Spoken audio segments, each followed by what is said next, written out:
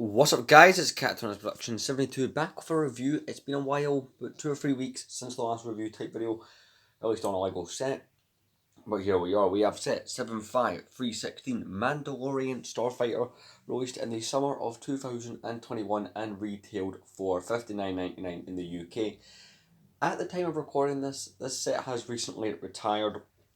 Although personally, the last time I saw this on store shelves was round about June of 2022. So this set is a pretty good set. There's one flaw I have of this set, but we'll get into that, and it's more so a minifigure related flaw. This is not the first version of this particular vehicle in LEGO Star Wars. Set 9525 pre-visual as Mandalorian Starfighter is the original version, which released back in summer of 2012, 9 years before this set came out. So we look at the box, it's got some explosions, got kind of nebula, kind of galaxy thing going on, got the 332nd Clone Trooper in the top box art. We have our minifigures Gar Saxon, Bo-Katan Kryze, and the Mandalorian Loyalist. But funny enough, at the time of recording this, Gar Saxon is the only minifigure who remained exclusive. Recently, in this month of February 2023, Bo-Katan appeared in a LEGO magazine, and back last year, the Mandalorian Loyalist did the same thing. If we flip the box over, it basically just goes over all your features, and there is one flaw with this build that we'll get into, but let's jump into those minifigures. So you only do get 3 minifigures in this set, which is kind of my fault, at least the fault that I have of this set. I mean, you could have thrown in a 332nd Trooper, you could have done... I mean, you do get the Mandalorian Loyalist, so why not a Gar Saxon Mandalorian? The last time we got any of those was in 2013.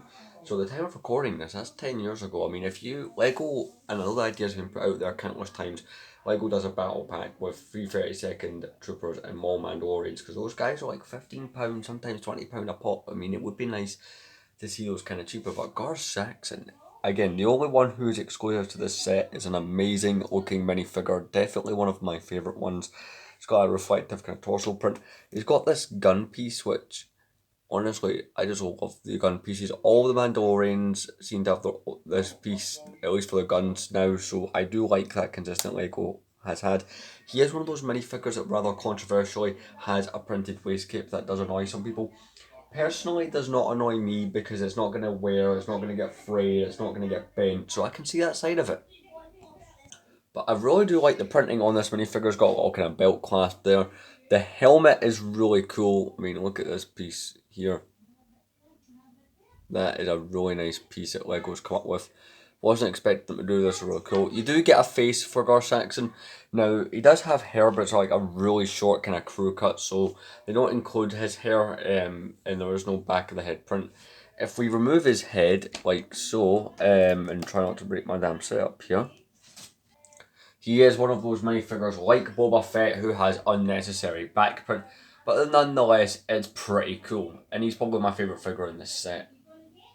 So, a minifigure that was well overdue, even 2 years ago, Bo-Katan Kryze. Now, she appeared in Star Wars The Clone Wars, I think as early as the 2nd season. Like, she was in quite a few episodes and, of course, played a big role in Season 7, which is probably why she got a minifigure. But this is one of those minifigures that should have really been done a long time ago. Like I said, even when this set came out, it was still long overdue. I mean, this character preferably should have been around like 2011 or 2012 would have probably been the ideal time, you know, because, you know, that's when we're going heavier on Clone Wars sets. But this character, obviously Bo-Katan, has appeared in, you know, she's apparently going to appear in Ahsoka, she's appeared in The Mandalorian, she's appeared in quite a few places. I'd like to say Book of Boba Fett, but I might be wrong there. As far as I'm aware, it's just The Mandalorian. But I really do like this minifigure. Again, reflective print, it looks really nice. Got the jetpack. She also has an unnecessary print.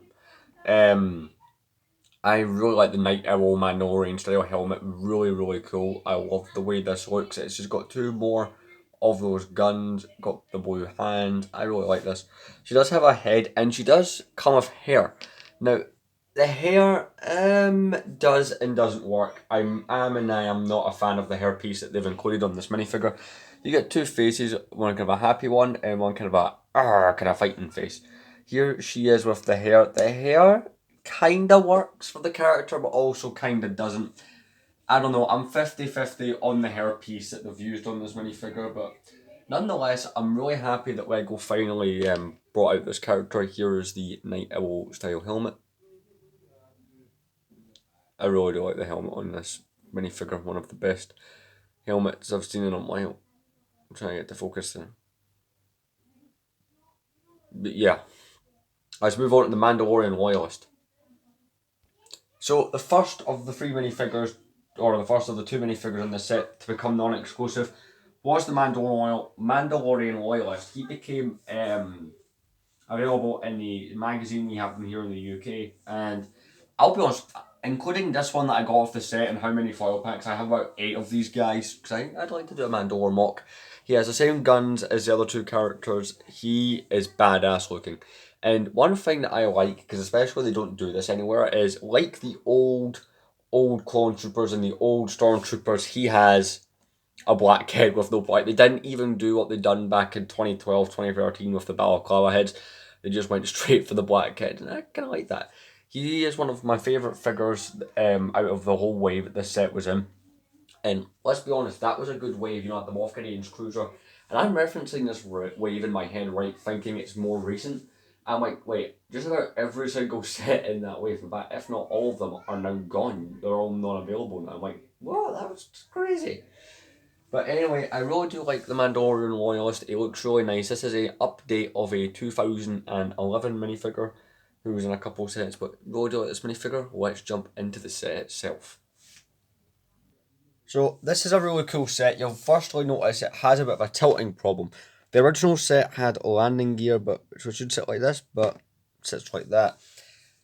Now, I have dusted this model off to the best of my abilities. I've had this sitting on my shelf since May of last year, and I just never got around to reviewing it because I went nuts doing all the 2022 sets. Because I bought a lot of those. But this set is not too bad. I have to do it on the floor just so we can show off the full kind of elevation of the wings and everything it can do. One other thing I will notice is if you put this down too heavily, oh, so it doesn't do it on camera, but sometimes the side-mounted spring-loaded shooters will shoot off, so just a word of warning there. But let's start off with the cockpit area. So the cockpit area on this set is okay. Again, it could really do with an extra piece. That is literally what you get for landing gear right there. There's a way to fix that. I will point that out, and I'll show you soon. It's using one of these pieces to kind of place you get with the CMF figures. Again, a little bit dusty because that's been under the set for so long. First thing I will point out is there is a lot of stickers in this set. Sticker, and there's another one on that side, so I don't like that. It's annoying that these days, and even in more modern times, it's a sticker versus, like, if you look at the old X-Wings, it was always a printed piece. You do get two of these stud shooters that fire off like so. There you go. And you can quite easily, plug these back in, and you're good to go. You do get spare ones. I don't know where I put mine because I just, I'm not firing these off at all, so I'm not really needing spare ones around. You can open up the cockpit here. You do get a stickered control panel in there, like so. You get two places for them. There we go. That's what I was talking about. That missile landed behind me. That's the crazier thing. So we're going to sort that back in. Hopefully it doesn't go off again. So if we take our minifigures, we're also going to take, and they fit in with the jetpacks. That's the even cooler thing. Some older sets you probably would have had to have removed those. So I do like that feature. You can put Bo-Katan in the front. No, put Bo-Katan in the back there, right? She'll fit. Not. Fits alright. Maybe I would be better. I'm going to remove the guns, actually. That's probably a smarter way of achieving this. So we're going to put them in like that. Going to remove Bo-Katan's guns as well. Again, you get loads of these guns. I really do like these. And you can sort them in like so. And you can close up the cockpit and you're ready to go. That one didn't fit in there too well. Again, it works pretty well for what it is. It's the same kind of minifigure count that you could fit in the old one that came out before us. One thing I will point out and mention is in the show you can literally a whole bunch of them will come out the back on a railing and stuff and come out, so it's not completely accurate.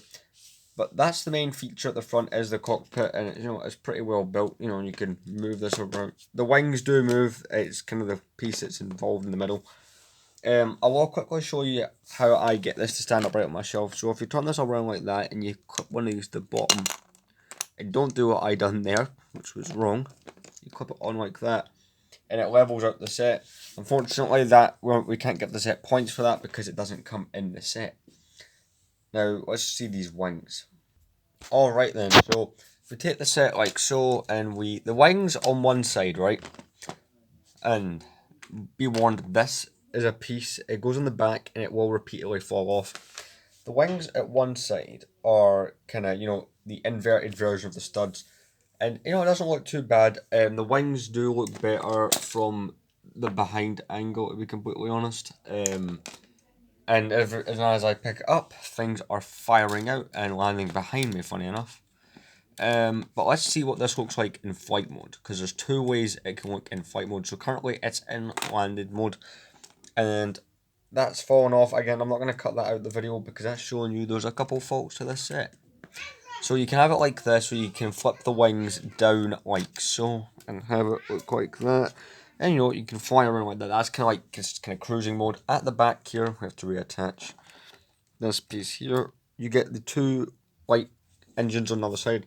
I love the way those engines look. You do get 3 more stickers located on the back. You get these. I'll have to show you. You get 2 engine ones, and you get this one that my hand is kind of covering. The cockpit can spin independently, and let's have a look at it in, attack mode. Try and get it like the box does. Again, this set has a lot of things that annoyingly fall off constantly. So that is something to watch out for if you're buying the set. But here it is, kind of like the way the box depicts it. Looks quite well. It is very switchable. You can... I've not got the space here to do it, but I think you get the point. Very switchable set. Let's move on to the instructions. So with the instruction manual, it's pretty much like any other LEGO instruction manual you may have. Looks exactly like the box. You've got your QR code down there.